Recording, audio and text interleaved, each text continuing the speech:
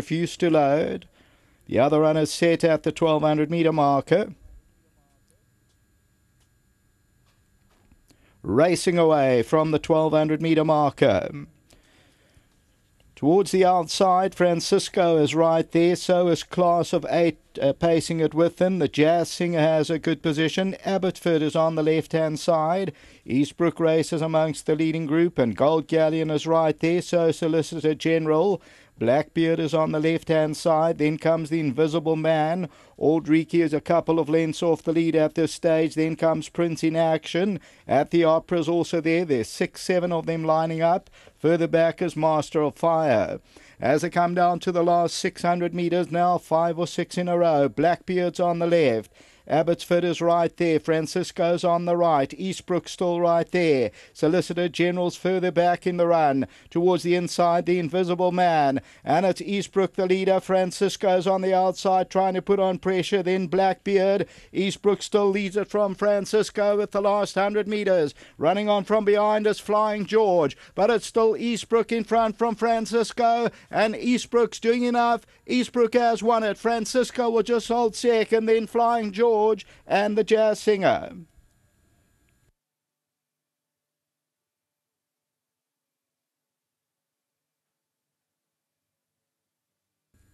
Number 6, Eastbrook, Lyle Hewitson. There's the Horse Chestnut, Greg and Karen Anthony, and they're victorious. Of course, you'll remember a horse of yesteryear. Eastbrook ran second. I think it was to Spanish Galliard in the July. Terry Lowe trained that one, and Dougie White rode it. And here's Eastbrook, the Horse Chestnut, Lyle Hewitson, and they win it by about a length and 3/4. Number 6 on the tote, 760 and 2 rand. Francisco. Won't be long in winning. He's a strong individual. He runs second, and Flying George, number 7, runs into third, and then number 14, the Jazz Singer. Aldrich is further back, Donan, and then came At the Opera. Further back in the field was Master of Fire, and then the Invisible Man, followed by Abbotsford and Gold Galleon. So as we look at the head-on, Eastbrook continues to go under Lyle Hewitson and wins it. Francisco still green and a big horse. He's also going to prefer more ground, I take, but he will come on with the experience. And Flying George also towards the right-hand side is staying on. So the winner is Eastbrook. The tote favourite was number 8, which runs second. Back to the studio.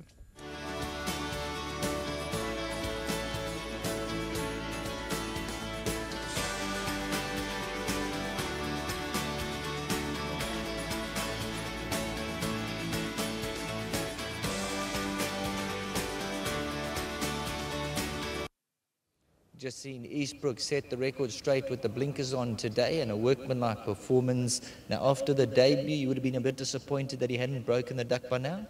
Yes, he went off a little bit round the turn, couldn't find his feet to quicken up at Greyville. We decided to put him back up the straight and equipped with the blinkers. That's done the trick today. He's just more focused. He needed to be gelded, but we decided to try him with the scoops first. I've got a very special family who's involved in this horse, Heidi, her mom and dad, her sister. They're from Joburg, and just such super people. So really good luck to you guys there.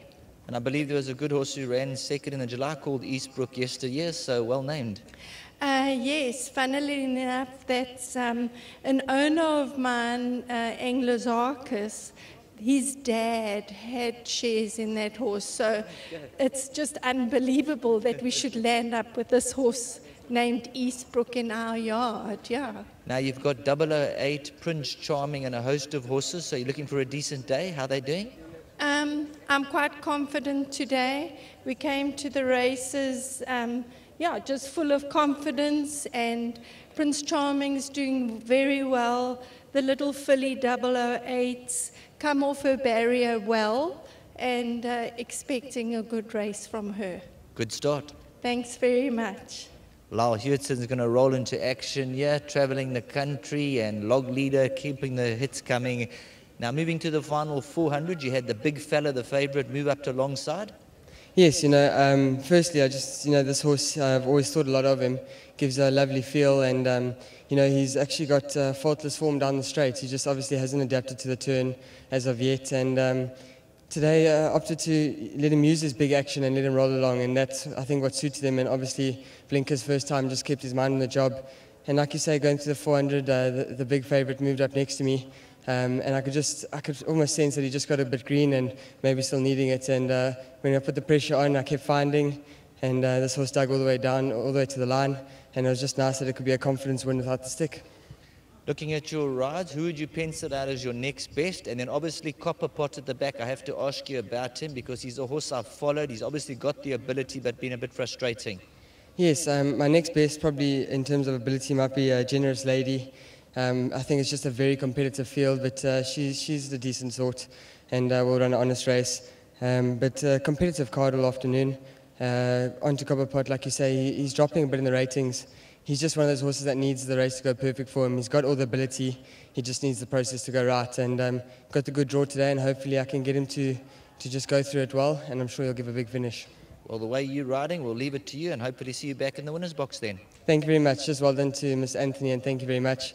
And the owners involved in this horse are a lovely, lovely bunch of people, and I'm pretty sure they were screaming the house down up in Joburg, so congrats to them, and of course to Avonshire, well done. Well done. Thank you. Well, there you have it all straight from the horse's mouth, from the Karen and Greg Anthony stable. They've given you feedback on their runners. Lyle Hewitson, Generous Lady, is next best, and Copper Pot at the back. If he reproduces his best, he'll win. So looking forward to a tremendous afternoon's racing at Scottsville.